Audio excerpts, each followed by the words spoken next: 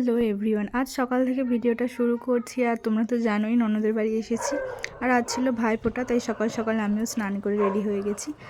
আর মেয়েও এদিকে তার দাদাকে ফোঁটা দেবে বলে বসে পড়েছে, আর ননদ সব আয়োজন করেও ফেলেছে।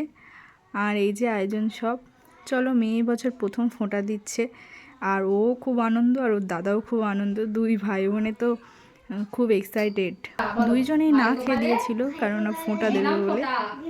জমির দুয়ারে পড়লো কাটা, যমুনা দেয় জমকে ফোঁটা, আমি দিই আমার দাদাকে ফোঁটায়।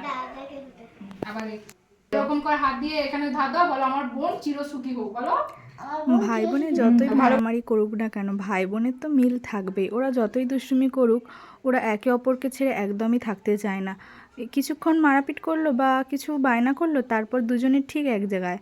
আর যাই জিনিস নুক, বোন দাদাকে দেবে আর দাদাও বোনকে দেবে, দুইজনের এই মিলটা খুবই আছে। চলো এদের তো ফোঁটা দেওয়া হয়েও গেল, তারপর ওদেরকে খেতে দিয়ে দিয়েছি। খাচ্ছ?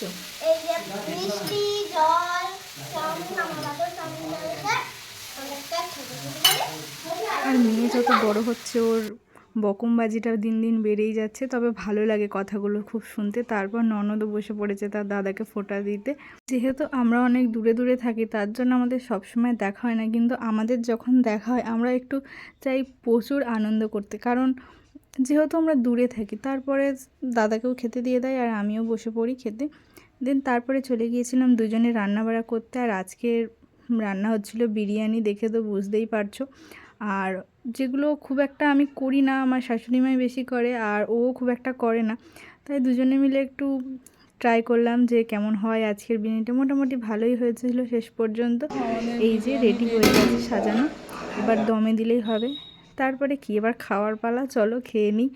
বিরিয়ানিটা যেমনই হোক না কেন, বিরিয়ানি কি ছাড়া যায় বলো। বিরিয়ানির টেস্টটা মোটামুটি ভালোই হয়েছিল, কিন্তু মায়ের মতো অত সুন্দর করতে পারিনি দুজনের কেউই। তারপর সন্ধ্যাবেলায় বাজি পড়াতে শুরু করি, ছেলে মেয়ে সবাই মিলে। ভাইফোঁটার নেক্সট পার্ট নিয়ে আসবো, ততক্ষণের জন্য বাই।